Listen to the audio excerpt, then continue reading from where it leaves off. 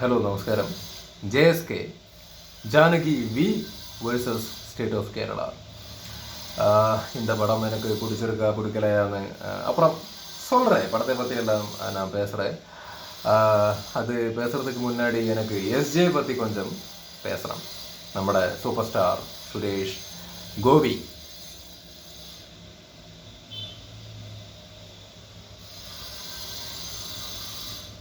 തീ തീ കട്ട പവർ. ഇതിപ്പോൾ ഞാൻ എക്സാജറേറ്റ് ചെയ്ത് പറയണമെന്ന് നിങ്ങൾക്ക് തോന്നിയാൽ എനിക്ക് ഒരു കുഴപ്പമില്ല. എനിക്ക് ഈ സിനിമയ്ക്കകത്ത് സുരേഷ് ഗോപിനെ കണ്ടുകൊണ്ടിരിക്കുന്ന സമയത്ത് തോന്നിയ ആ ഒരു വികാരമാണ് ഞാൻ പറയുന്നത്. രോമമൊക്കെ എഴുന്നേറ്റ് നിൽക്കുന്ന അവസ്ഥയായിരുന്നു. അത് പൊതുവേ പുള്ളിയുടെ ചില സിനിമകളൊക്കെ കാണുന്ന സമയത്ത് നമുക്കതേ ഫീലിംഗ് കിട്ടാറുണ്ട്. മൂപ്പരുടെ ഒരു ഡയലോഗ് പ്രസൻറ്റേഷനും മൂപ്പരുടെ ഒരു സ്ക്രീൻ പ്രസൻസ് ഉണ്ട്. അത് അപാരമാണ്. വേറെ വേറെ വേറെ ലെവലാണ്, വേറെ റേഞ്ചാണ്. ഈ സിനിമയ്ക്കകത്ത് വരുന്ന സമയത്താണെങ്കിലും മൂപ്പര് എന്താ പെർഫോമൻസ് കിട്ടില്ലെന്ന് പറഞ്ഞു കഴിഞ്ഞാൽ കിടിലല്ലേ. ഈ സിനിമയ്ക്കകത്ത് തുടക്കം തൊട്ട് അവസാനം വരെ സുരേഷ് ഗോപി ഇങ്ങനെ നിൽക്കുകയല്ല ഡയലോഗ് അടിച്ചിട്ട്. സുരേഷ് ഗോപി മാത്രമൊന്നുമല്ല, പക്ഷെ എന്നാലും സുരേഷ് ഗോപി വരുന്ന സീനിൽ പുള്ളിയെ കാണുമ്പോൾ കിട്ടുന്നൊരു കിക്കുണ്ട്. അത് പറഞ്ഞറിയിക്കാൻ പറ്റില്ല ആസ് എ പ്രേക്ഷകൻ. അത് എത്ര ആൾക്കാർക്ക് കിട്ടിയിട്ടുണ്ടെന്നുള്ളത് എനിക്കറിയില്ല, ബട്ട് എനിക്ക് അങ്ങനെ ഒരു ഫീല് തോന്നി. സുരേഷ് ഗോപിയൊക്കെ ആക്റ്റീവായിട്ട് നിൽക്കണം ഈ ഇൻഡസ്ട്രിക്കകത്ത്. ഞാൻ അങ്ങനെയാണ് ആഗ്രഹിക്കുന്നത്. പുള്ളി രാഷ്ട്രീയത്തിലേക്കൊക്കെ പോയി അവിടെ നിൽക്കുന്നത് ആക്റ്റീവായിട്ട്, ഓക്കെ, അത് പുള്ളിയുടെ സ്വാതന്ത്ര്യം. പക്ഷെ എന്നാലും ആസ് എ പ്രേക്ഷകൻ എനിക്ക് തോന്നിയ കാര്യമാണ് ഞാൻ പറയുന്നത്. മമ്മൂട്ടി, മോഹൻലാൽ, സുരേഷ് ഗോപി, ഇവരുടെ ഒരു സീനിയർ ഗ്യാങ് ഉണ്ടല്ലോ, ഇവരൊക്കെ ഇങ്ങനെ നിൽക്കണം. ഇവരെ ഒരുമിച്ച് കാണുന്ന സമയത്ത് അതൊരു ഭംഗിയാണ്. അതൊരു വല്ലാത്ത ഭംഗിയാണ്.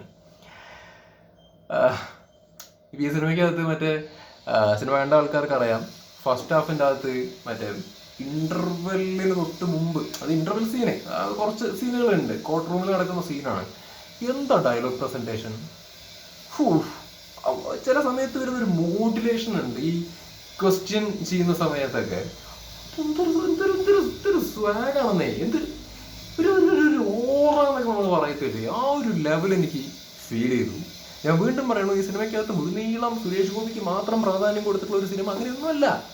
പക്ഷേ പുള്ളി ഇടയ്ക്കിടയ്ക്ക് ഇങ്ങനെ വരണം, ഇടയ്ക്ക് ഇങ്ങനെ ഡയലോഗ്സ് അല്ലെങ്കിൽ മൂപ്പരുടെ പെർഫോമൻസ് കാണണം എന്ന് തോന്നുന്ന ലെവലിലേക്കുള്ള പരിപാടി ഓക്കെയാണ്. അങ്ങനെ ഒരു ഫീലിംഗ് ആക്ച്വലി മനസ്സിൻ്റെ അകത്ത് ഇങ്ങനെ വന്നുകൊണ്ടിരിക്കുന്നുണ്ടായിരുന്നു. ഇത് എനിക്ക് മാത്രം തോന്നുന്ന കാര്യമായിട്ടാണ് ഞാൻ പറയണത്. ഇത് ബാക്കിയുള്ള ആൾക്കാർക്ക് തോന്നിയിട്ടില്ല എന്നുണ്ടെങ്കിൽ എന്നെ ചീത്ത വിളിക്കാൻ വേണ്ടി വരരുത്. എൻ്റെ കാര്യമാണ് ഞാൻ ആക്ച്വലി പറയുന്നത്. ഞാൻ സുരേഷ് ഗോപിയുടെ പണ്ട് നമ്മൾ സുരേഷ് ഗോപിയുടെ ഫാനൊക്കെ തന്നെയായിരുന്നു. പക്ഷെ ഇടയ്ക്ക് വെച്ചിട്ട് മൂപ്പര് ഇനാക്റ്റീവ് ആവുകയും പിന്നെ അങ്ങനെ വലിയ സിനിമയിൽ വലിയ പ്രാധാന്യം ഇല്ലാത്തൊരു ലെവലൊക്കെ ആയല്ലോ രാഷ്ട്രീയത്തിലേക്കൊക്കെ പോയപ്പോൾ. അപ്പോൾ ഫാൻ കോപ്പൊക്കെ വിട്ട്. പക്ഷെ ഈ സിനിമയിൽ പുള്ളിയുടെ പ്രസൻറ്റേഷനും കാര്യങ്ങളൊക്കെ കാണുന്ന സമയത്ത് വീണ്ടും ഇങ്ങനെ ഫാൻ ആവുക എന്നൊക്കെ പറയില്ലേ, ആ ഒരു സാധനം എനിക്ക് കയറി അങ്ങോട്ട് വന്നു. രോമൊക്കെ എഴുന്നേറ്റ് നിൽക്കുന്ന അവസ്ഥയൊക്കെ. ഞാൻ വീണ്ടും പറയുകയാണ്, ഈ സിനിമയ്ക്കകത്ത് ഒരുപാട് ഇങ്ങനെ ഡയലോഗ് ഒട്ടിച്ച് ഇങ്ങനെ ഇതല്ല ഞാൻ പറയുന്നത്. പക്ഷെ ഫസ്റ്റ് ഹാഫിൻ്റെ അകത്ത് വരുന്ന ആ ഇൻ്റർവെല്ലിനോട് അടുപ്പിച്ച് വരുന്ന കോർട്ട് റൂം സീനുകളൊക്കെ ഉണ്ടല്ലോ, ആ സീനിനെ കുറിച്ച് മാത്രമാണ് ഞാൻ പറയുന്നത്. ആ കുറച്ച് സീനുകളെ വെച്ച് മാത്രമാണ് സുരേഷ് ഗോപിയെ കുറിച്ച് എനിക്ക് കിട്ടിയ ആ ഒരു ഫീലിങ്ങിനെ കുറിച്ച് ഞാൻ പറയുന്നത്. അത് അയാളുടെ റേഞ്ചാട്ടാ. ആസ് ആൻ ആക്ടർ അയാൾ വേറെ റേഞ്ചാണ്. രാഷ്ട്രീയത്തോട് പലർക്കും വിയോജിപ്പൊക്കെ ഉണ്ടാവും. രാഷ്ട്രീയം വേറെ, സിനിമ വേറെ. പക്ഷെ ആസ് ആൻ ആക്ടർ എന്നുള്ള രീതിയിൽ നോക്കണമെങ്കിൽ സുരേഷ് ഗോപി പവറാണ്, തീയാണ്, ഫയറാണ്. ഫയർ. ഇതാണ് എനിക്ക് സുരേഷ് ഗോപിയെ കുറിച്ച് എനിക്കിത് പറയണം തോന്നി. കാരണം ജെനുവിൻലി തോന്നിയൊരു ഫീലിംഗ് ആണ്. സിനിമ കണ്ടുകൊണ്ടിരിക്കുന്ന സമയത്ത് പുള്ളിയെക്കുറിച്ച് എനിക്ക് ജെനുവിൻലി തോന്നിയൊരു ഫീലിംഗ് ആണ്. അതുകൊണ്ട് ഇതിങ്ങനെ പറയണം തോന്നി. ആൾക്കാർക്ക് എന്തൊക്കെ തോന്നിയാലും എനിക്ക് കുഴപ്പമില്ല. ഓവറായിട്ട് ഞാൻ സംസാരിക്കണ പോലെ തോന്നിയാൽ എനിക്ക് കുഴപ്പമില്ല. വ്യക്തിത്വം പണയം വയ്ക്കാൻ വേണ്ടി പറ്റില്ല. തോന്നിയ കാര്യം അങ്ങനെ പറഞ്ഞാണ് ശീലം, അത് പറയണം. സുരേഷ് ഗോപി അതൊരു ഭംഗിയാണ്. അതൊരു ചന്തമാണ് സ്ക്രീനിൽ കാണുന്ന സമയത്ത്, സ്ക്രീൻ പ്രസൻസ്. പിന്നെ അടുത്തത് ഇനിയിപ്പോൾ സിനിമയെ കുറിച്ചിട്ട് പറയുകയാണെന്നുണ്ടെങ്കിൽ, സിനിമ നല്ലൊരു സിനിമ. എനിക്ക് പേഴ്സണലി ഭയങ്കരമായിട്ട് ഇഷ്ടപ്പെട്ടു. നല്ലൊരു സിനിമ, ഒരു ഡീസൻ്റ് ആയിട്ടുള്ളൊരു സിനിമ എന്നാണ് ഞാൻ പറയാൻ വേണ്ടിയിട്ട് ആഗ്രഹിക്കുന്നത്. ഒരു ഡീസൻറ്റ് വാച്ച്, ഒരു 2-3 തവണ കാണാൻ അപ്പീൽ ചെയ്യിക്കുന്നൊന്നുമല്ല, ഒരു 1 ടൈം ഡീസൻറ്റ് വാച്ച് സിനിമ. നല്ലൊരു സിനിമ എന്ന് തന്നെ യാതൊരു സംശയമില്ലാതെ പറയാൻ വേണ്ടിയിട്ട് പറ്റും. ഓഫ് കോഴ്സ് ഫ്ലോസ് ഉണ്ടോ ചോദിക്കുകയാണെന്നുണ്ടെങ്കിൽ ചിലതൊക്കെ എനിക്ക് തോന്നി. പ്രത്യേകിച്ച് സെക്കൻഡ് ഹാഫിൻ്റെ അകത്ത് സുരേഷ് ഗോപിയുടെ ഒരു ഫൈറ്റ് സീനൊക്കെ ഉണ്ട്. അത് അത് കുറച്ച് ഫോഴ്സ്ഡ് ആയിട്ട് തോന്നി. എന്തോ ഫൈറ്റ് വെക്കാൻ വേണ്ടി വെച്ച പോലെ എനിക്ക് തോന്നി. അതത്ര ഭംഗിയായിട്ട് തോന്നിയില്ല. അല്ലെങ്കിൽ സുരേഷ് ഗോപി ഫൈറ്റ് ചെയ്യാൻ മോശം എന്നല്ല പറയുന്നത്, പക്ഷെ ആ ഒരു സീന്, ആ ഒരു ഫൈറ്റ് സീന്, അതെന്തോ ആ സിനിമയിലേക്ക് കുത്തിക്കയറ്റിയ പോലെ തോന്നി. അത് കാണുന്ന സമയത്ത് അതെനിക്കൊരു പവർ ഫീൽ ചെയ്തില്ല, മനസ്സിലായ? അല്ലെങ്കിൽ ആ ഒരു സീന് വേണമായിരുന്നോ എന്നുള്ളൊരു തോന്നലൊക്കെ ആക്ച്വലി തോന്നിപ്പോയി. ഫൈറ്റിന് വേണ്ടി ഒരു ഫൈറ്റ് എന്നുള്ള രീതിയിൽ പറയില്ല, അത് അവോയ്ഡ് ചെയ്യാമായിരുന്നു എന്ന് എനിക്ക് ആക്ച്വലി തോന്നിയായിരുന്നു. പിന്നെ എന്താ പറയുക, കുറച്ചും കൂടി കട്ട് ഷോട്ട് ചെയ്യാമായിരുന്നു എന്നും കൂടി തോന്നി സിനിമ.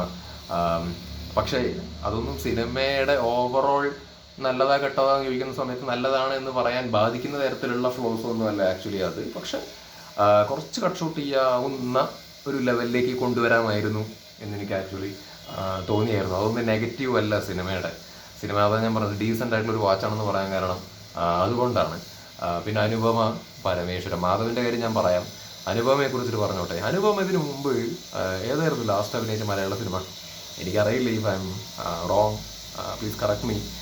എനിക്കറിയില്ല, ഞാൻ അവരുടെ സിനിമ മലയാളത്തിൽ കണ്ടിട്ടില്ല. മറ്റേ പ്രേമത്തിൽ കണ്ട് പണ്ടത്തെ. അത് കഴിഞ്ഞിട്ട് ഏതാ ഞാൻ അങ്ങനെ ശ്രദ്ധിക്കാത്തതായിരിക്കും.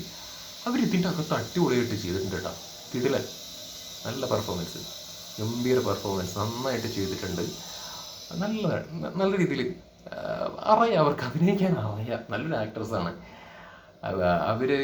അവർക്ക് ഇനിയും നല്ല നല്ല സിനിമകൾ ഭാവിയിൽ കിട്ടണം എന്ന് വളരെ ആത്മാർത്ഥമായിട്ട് ആസ് എ പ്രേക്ഷകൻ ആഗ്രഹിക്കുന്നു. കാരണം നല്ലൊരു പെർഫോമൻസ് ആണ്, നല്ല കാലിബർ ഉണ്ട്, പൊട്ടൻഷ്യൽ ഉണ്ട്. അത് ഈ സിനിമയിൽ കാണുന്ന സമയത്ത് നിങ്ങൾക്ക് മനസ്സിലാക്കാൻ വേണ്ടിയിട്ട് പറ്റും. നന്നായിട്ട് ചെയ്തിട്ടുണ്ട്. പിന്നെ യദു കൃഷ്ണ, പോലീസ് ആയിട്ട് അഭിനയിച്ച പുള്ളിക്കാരൻ. പണ്ട് എനിക്ക് പുള്ളിനെ എങ്ങനെയാണ് നിങ്ങളുടെ അടുത്ത് പറഞ്ഞു തരേണ്ടതെന്നുള്ളത് എനിക്ക് അറിയില്ല. മൂപ്പരെ നിങ്ങൾക്ക് കണ്ടു കഴിഞ്ഞാൽ അറിയായിരിക്കും, പക്ഷെ പേര് പറയുമ്പോൾ എത്ര ആൾക്കാർക്ക് അറിയുന്നറിയില്ല. യദു കൃഷ്ണ എന്നാണ് പുള്ളിയുടെ പേര്. നല്ലൊരു ആക്ടറാണ്. ഇതിൻ്റെ അകത്ത് പുള്ളി ഒരു പോലീസായിട്ടാണ്. പുള്ളിയുടെ ക്യാരക്ടർ നല്ലൊരു ക്യാരക്ടറായിരുന്നു. പുള്ളി നല്ല രീതിയിൽ പെർഫോം ചെയ്തിട്ടുണ്ട്. റോ ആയിട്ട് നല്ലൊരു പെർഫോമൻസ് അത് പുള്ളി നന്നായിട്ട് ചെയ്തിട്ടുണ്ട്. പിന്നെ ശ്രുതി രാമചന്ദ്രൻ, പല സിനിമയിലും ഞാൻ അവരെ ശ്രദ്ധിച്ചിട്ടുണ്ട് കേട്ടോ. എനിക്ക് ഭയങ്കര ഇഷ്ടമുള്ളൊരു നടിയാണ് അവർ. നല്ല കഴിവുള്ളൊരു നടിയാണ് അവർ. പക്ഷെ അവരത്ര അവരെ ആൾക്കാർക്ക് അറിയാം എന്നാൽ പോലും അവർക്ക് നല്ല നല്ല ക്യാരക്ടേഴ്സ് മുഴുനീളമായിട്ട് ഇങ്ങനെ കിട്ടുന്നു, അല്ലെങ്കിൽ സിനിമകളിൽ ഇങ്ങനെ കിട്ടുന്നു എന്ന് എനിക്ക് തോന്നിയിട്ടില്ല. പക്ഷെ അവരെ കുറേ കൂടിയൊക്കെ ആൾക്കാർ ഉപയോഗിക്കണം. കാരണം നല്ലൊരു ആക്ടർ അവർ. ഈ സിനിമയ്ക്കകത്ത് നല്ലൊരു ക്യാരക്ടർ കിട്ടിയിട്ടുണ്ട്. അഡ്വക്കേറ്റാണ്. അവരെന്താ സ്വാഗ്, അവർ ബേസിക്കലി നല്ല ഭംഗിയുള്ളൊരു ലേഡിയാണ്. ഈ സിനിമയ്ക്കകത്ത് അവരുടെ ഒരു ക്യാരക്ടറാണെങ്കിലും നല്ല സ്വാഗ് ഉണ്ട്, നല്ല സ്റ്റൈലുണ്ട്. കോർട്ട് റൂമിൽ വെച്ചിട്ടുള്ള സീനിലാണെന്നുണ്ടെങ്കിലും അവരുടെ ഒരു ഇരുത്തവും പരിപാടികളൊക്കെ ഉണ്ട്. അവർ അവരുടെ വീട്ടിലാണ് തോന്നുന്നത്. ഫസ്റ്റ് ഒരു സീനുണ്ട്, മറ്റേ വീട്ടിലവരിങ്ങനെ ഇരിക്കുന്ന ഒരു സീനൊക്കെ ഉണ്ട്. എന്തൊരു സ്വാഗാണ് അവർ. കോർട്ട് റൂമിലാണെന്നുണ്ടെങ്കിൽ അവരുടെ ഒരു ചിരി ആയിക്കോട്ടെ, അല്ലെങ്കിൽ അവരുടെ ഒരു ആറ്റിറ്റ്യൂഡ് ആയിക്കോട്ടെ. സുരേഷ് ഗോപി അവിടെ പെർഫോം ചെയ്യുന്നുണ്ട്, പക്ഷെ ഇവരിപ്പുറത്ത് ഇരിക്കുന്നുണ്ട്. പക്ഷെ അവരെ കാണുമ്പോൾ തന്നെ നമുക്ക് അവരുടെ ഒരു പവർ, അല്ലെങ്കിൽ ആ ഒരു ക്യാരക്ടറിൻ്റെ ഒരു കാലിബർ നമുക്ക് മനസ്സിലാവും. ആ ക്യാരക്ടറിൻ്റെ ഒരു കാലിബർ നമുക്ക് മനസ്സിലാക്കാൻ വേണ്ടിയിട്ട് പറ്റും. She is good. അവർ നന്നായിട്ട് ആക്ച്വലി ചെയ്തിട്ടുണ്ട്. ശ്രുതി രാമചന്ദ്രൻ എന്നാണ് തോന്നുന്നത് അവരുടെ പേര്. അപ്പോൾ അവരൊക്കെ പെർഫോമൻസ് വൈസ് നോക്കുകയാണെന്നുണ്ടെങ്കിൽ എല്ലാവരും അവർക്ക് കൊടുത്ത സാധനങ്ങൾ നന്നായിട്ട് ഗംഭീരമായിട്ട് തന്നെ ചെയ്തിട്ടുണ്ട്. മാധവൻ്റെ കാര്യം പറയുകയാണെന്നുണ്ടെങ്കിൽ ഞാനിത് പോസിറ്റീവായിട്ടാണ്. എനിക്ക് ചവിട്ടിത്താഴ്ത്തേണ്ട കാര്യമില്ല, അല്ലെങ്കിൽ ചവിട്ടിത്താഴ്ത്തുന്നത് ശരിയല്ല, കളിയാക്കുന്നത് ശരിയല്ല. എനിക്ക് അങ്ങനെ പുള്ളിയെ ട്രോൾ ചെയ്യുന്നതിനോടും അല്ലെങ്കിൽ ചവിട്ടിത്താഴ്ത്തുന്നതിനോടൊക്കെ എനിക്ക് വിരോധമാണ്. ഞാൻ തുറന്നു പറയാലോ, എനിക്കങ്ങനെ ചവിട്ടിത്താഴ്ത്താനൊന്നും താല്പര്യമില്ല. മാധവൻ്റെ കേസിൽ എനിക്ക് തോന്നിയത് ഉള്ളത് പറയാം, വളരെ പോസിറ്റീവായിട്ട് തന്നെ പറയാം, അല്ലെങ്കിൽ ഹെൽത്തി ആയിട്ട് തന്നെ പറയാം. മാധവ് ഇമ്പ്രൂവ് ചെയ്യണം. ആസ് എൻ ആക്ടർ നല്ല രീതിയിൽ ഇമ്പ്രൂവ് ചെയ്യാനുണ്ട്. അത് നല്ല ഉദ്ദേശം വെച്ചിട്ടാണ് പറയുന്നത്. നശിച്ച് കാണാൻ താല്പര്യമില്ല, നന്നായിട്ട് തന്നെ കാണാൻ താല്പര്യമുണ്ട്. ആൾക്കാർ കളിയാക്കാനും അല്ലെങ്കിൽ ചവിട്ടിത്താഴ്ത്താനോ റോസ്റ്റ് ചെയ്യാനോ ഒക്കെ ഉണ്ടാവും. അത് ഇങ്ങനെയാണല്ലോ സിനിമ. ആൾക്കാർ അഭിപ്രായങ്ങൾ പറയും, പല രീതിയിൽ പറയും. പക്ഷെ അത് മനസ്സിലാക്കുക, അത്ര എനിക്ക് പറയാനുള്ളൂ. ഇമ്പ്രൂവ് ചെയ്യാനുണ്ട് ആസ് എൻ ആക്ടർ. ഡയലോഗ് ഡെലിവറിയിലായിക്കോട്ടെ, ക്യാമറയുടെ മുമ്പിൽ നമ്മൾ ഒന്ന് പെർഫോം ചെയ്യണം. നമ്മുടെ മുമ്പിൽ ക്യാമറ ഉണ്ടെന്നുള്ളത് ആക്ടർ അറിയാം. ആക്ടർ അത് ഗവനിക്കാത്ത രീതിയിൽ പെർഫോം ചെയ്യുന്നതായിട്ട് പ്രേക്ഷകന് കാണുമ്പോൾ തോന്നണം. അതാണ് ആക്ടിങ് എന്ന് പറയുന്നത്. അപ്പോൾ ഇതിൻ്റെ അകത്ത് നോക്കുന്ന സമയത്ത് കൂടുതൽ ഡയലോഗ് ഡെലിവറി ആയിക്കോട്ടെ, അല്ലെങ്കിൽ ഒരു ബോഡി ലാംഗ്വേജ് ആയിക്കോട്ടെ, ആ ഒരു സംഭവങ്ങൾ ഒരു ചെറുതായിട്ട് ഇങ്ങനെ മുഴച്ചു നിൽക്കണ പോലെ തോന്നി.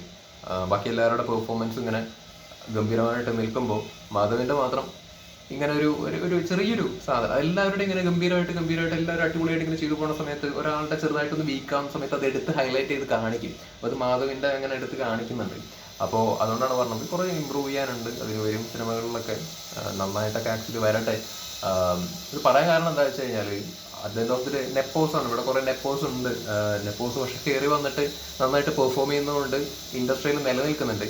ഇപ്പോൾ മാധവന്റെ കേസിലാണെങ്കിൽ നെപ്പോ ആണ്. നല്ല രീതിയിൽ പെർഫോം ചെയ്യുകയാണെങ്കിൽ മാത്രമാണ് പിടിച്ചു വെക്കാൻ വേണ്ടി പറ്റുക. നെപ്പോ ആണെങ്കിൽ പോലും അല്ലെങ്കിൽ ഫീൽഡ് ഔട്ട് ആവും. അപ്പോൾ നന്നായി വരട്ടെ, ഇമ്പ്രൂവ് ചെയ്യുമെന്ന് വിശ്വസിക്കുന്നു അടുത്ത സിനിമകളിലൊക്കെ.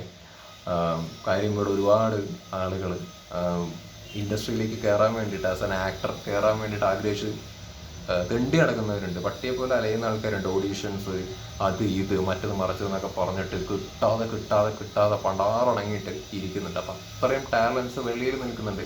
അപ്പോൾ അവർക്കൊക്കെ ഈ ഇൻഡസ്ട്രിക്കകത്തേക്ക് കയറാൻ വേണ്ടിയിട്ട് അത്രയും കഷ്ടപ്പാടും ബുദ്ധിമുട്ടുകളൊക്കെ ഉള്ളപ്പോൾ ഈസി ആക്സസ് കിട്ടിയവരാണ് ഇവരൊക്കെ, മാധവും ഒക്കെ. അപ്പോൾ അങ്ങനെ കയറുന്ന സമയത്ത് പരമാവധി ഇമ്പ്രൂവ് ചെയ്യാൻ വേണ്ടിയിട്ട് നിൽക്കുക, വർക്ക് ചെയ്യുക, ഹാർഡ് വർക്ക് ചെയ്യുക, മിസ്റ്റേക്സ് തിരുത്തുക, അല്ലെങ്കിൽ അതിന് വേണ്ട കാര്യങ്ങൾ എന്തൊക്കെയാണെന്ന് വെച്ച് കഴിഞ്ഞാൽ ചെയ്യുക. Let's take. ഇപ്പോൾ പലരും കളിയാക്കാനും റോസ്റ്റ് ചെയ്യാനും ഒക്കെ ഉണ്ടാവും. ആൾക്കാർ കണ്ടന്റ് ആണെന്ന് മറ്റു എൻ്റെ ഒത്തിരി. പക്ഷെ അതിൽ സങ്കടപ്പെടാതെ അല്ലെങ്കിൽ അതിൽ ഡൗൺ ആവാതെ അതിലൊരു വിരോധമോ വിഷമോ വിചാരിക്കാതെ മനസ്സിലാക്കുക എന്തുകൊണ്ട് ക്രിട്ടിസൈസ് ചെയ്യുന്നു, അതിലെന്തൊക്കെയാണ് ഇനി തിരുത്തുകൾ വരുത്തേണ്ടത് നമ്മൾ മനസ്സിലാക്കിയിട്ട് അടുത്ത സിനിമകളിൽ അതിന് വേണ്ടിയിട്ട് വർക്ക് ചെയ്യുക. നന്നായിട്ട് വന്നു കഴിഞ്ഞാൽ എല്ലാവരും നല്ലത് പറയും. ഇപ്പോൾ ഗൂഗിൾ സുരേഷ് എന്താണ് കിടിലൻ ആക്ടറല്ലേ, കിടിലൻ ആക്ടറാണ് ഗൂഗിൾ സുരേഷ്. അടിപൊളി ആക്ടറാണ്. ഗഗനാചാരിയിലായിക്കോട്ടെ മൂപ്പരൊക്കെ നല്ല രീതിയിൽ, ഇപ്പോൾ ഡൊമിനിക്കിലായിക്കോട്ടെ വന്നപ്പോൾ മൂപ്പരുടെ ക്യാരക്ടർ നല്ല രസമായിട്ട് പുള്ളി എല്ലാം ചെയ്യും. ഐ ബിലീവ് പുള്ളി ഇമോഷണൽ സീൻസ് നന്നായി ചെയ്യാൻ കാലിബറുള്ള ഒരാളാണ്. ഈവൻ പുള്ളിക്ക് മാസം വഴങ്ങുമെന്ന് തോന്നുന്നു ഭാവിയിൽ. റൊമാൻസ് ആയിക്കോട്ടെ അല്ലെങ്കിൽ എവറിത്തിങ്, കോമഡി ആയിക്കോട്ടെ ഒക്കെ വഴങ്ങുന്ന ഒരു കൈൻഡ് ഓഫ് ഒരു ആക്ടറാണ് ഗൂഗിൾ സുരേഷ്. അപ്പോൾ ഗൂഗിളിനെ എല്ലാവരും നല്ലത് പറയുന്നുണ്ട്. കാരണം ഗൂഗിളിനെ നന്നായിട്ട് അഭിനയിക്കുന്നുണ്ട് ആക്ച്വലി വരുന്ന സമയത്ത്. എപ്പോൾ ആണെങ്കിലും ആൾക്കാർ അക്സെപ്റ്റ് ചെയ്ത് തുടങ്ങി ഒരു സൈഡിൽ കൂടെ. മാധവന്റെ കേസിലാണെന്നുണ്ടെങ്കിൽ അങ്ങനെ വരട്ടെ ഭാവിയിൽ. ക്രിറ്റിസിസം വരുന്നത് കാര്യമാക്കണം, നല്ല കാര്യമാക്കണം. പക്ഷെ അതിൽ വിഷമം വിചാരിക്കാതെ അത് ഇമ്പ്രൂവ് ചെയ്യാൻ വേണ്ടിയിട്ട് ശ്രമിക്കുക എന്നുള്ളതാണ് മാധവൻ്റെ അടുത്ത് എനിക്ക് പറയാനുള്ളത്. ഈ വീട് മാധവ് ആണോ ഇല്ലോ എന്ന് പറയുകയാണ്. അപ്പോൾ ഇതാണ് മാധവനെ കുറിച്ച് പറയാനുള്ളത്. പിന്നെ വേറെ എന്താണ് ഇന്നത്തെ പറയാനുള്ളത്? അപ്പോൾ JSK, this is JSK for me. എന്നെ സംബന്ധിച്ചിടത്തോളം എനിക്ക് പ്രത്യേകിച്ച് ബോറടിയോ കാര്യങ്ങളോ ഒന്നും തോന്നിയിട്ടില്ല. ഞാൻ സുഖമായിട്ട് കണ്ടുവരുന്നൊരു സിനിമ. ഒരു വൺ ടൈം ഡീസൻറ്റ് വാച്ചാണ്. JSK, Janaki V versus state of Kerala. Suresh ഗോപിയുടെ ഇതിനു മുമ്പ് വന്ന സിനിമകളിൽ ഗരുഡൻ എനിക്ക് ഇഷ്ടപ്പെട്ട സിനിമയാണ്. പാപ്പൻ എനിക്ക് ഇഷ്ടപ്പെട്ട സിനിമയാണ്. ഇതെല്ലാം എനിക്ക് ഇഷ്ടപ്പെട്ട സിനിമയാണെങ്കിലും ആസ് എൻ ആക്ടർ അല്ലെങ്കിൽ തീപ്പൊരിയായിട്ടൊക്കെ എനിക്ക് തോന്നിയത് ഈ സിനിമയ്ക്കകത്താണ്. ഈ ക്യാരക്ടറാണ്. ഒരു പവറുണ്ട്. കുറച്ച് ഇങ്ങനെ വന്ന് അങ്ങനെ മുഴുനീളമല്ലെങ്കിലും പുള്ളി വരുന്ന സമയത്ത് പുള്ളിയുടെ പ്രസൻറ്റേഷൻ ഉണ്ട്. അതൊരു സാധനമാണ്. അങ്ങനെയൊക്കെ എനിക്ക് തോന്നി. മൊത്തത്തിൽ എനിക്ക് തോന്നണം എനിക്ക് സിനിമ അങ്ങനെ എനിക്ക് ഇഷ്ടപ്പെടാനും ആ രീതിയിൽ എനിക്ക് ഉൾക്കൊള്ളാനൊക്കെ പറ്റുന്നതിൻ്റെ റീസൺ സുരേഷ് ഗോപി തന്നെയാണെന്ന് തോന്നണേ. കാരണം അങ്ങനെയുള്ള പെർഫോമൻസ് ഇങ്ങനെ നിൽക്കുന്നുണ്ട് മൈൻഡിൽ. പ്രത്യേകിച്ച് കോർട്ട് റൂമിൽ അതിൻ്റെ ഇതിൽ മറ്റെങ്ങനെ എന്താ ഒരു ഉദാഹരണം പറയുക, കോർട്ട് റൂമിൽ മറ്റേ അനുപമയുടെ അടുത്ത് ചോദിക്കുന്ന ഒരു ഡയലോഗുണ്ട്, ഡു യു വാച്ച് പോൺ? ഒരു മോഡുലേഷനിൽ പുള്ളി ഇങ്ങനെ ചോദിക്കും. അതൊരു ഇതാണ്, മനസ്സിലായില്ലേ? ഒരു വഴക്കം. അത് മമ്മൂക്കും ലാലേട്ടനും ഒക്കെ ഉണ്ട് കേട്ടോ അത്. പക്ഷെ സുരേഷ് ഗോപിയുടെ കാര്യം ഞാൻ എടുത്ത് പറയണതിൻ്റെ കാര്യം കുറേ കാലമായിട്ട് പുള്ളി ഇപ്പം ഈ അടുത്ത കാലത്തായിട്ട് പുള്ളി സിനിമയിൽ ചെയ്യുന്നുണ്ടെങ്കിലും പഴയ ഇങ്ങനെ പുള്ളി സൂപ്പർ സ്റ്റാർ അല്ലേ, ഭയങ്കര ആക്റ്റീവ് ആയിട്ടല്ലല്ലോ ഇപ്പം നിൽക്കുന്നത്. രാഷ്ട്രീയവും കൂടി ഒരു സൈഡിൽ കൂടി ഉണ്ടല്ലോ.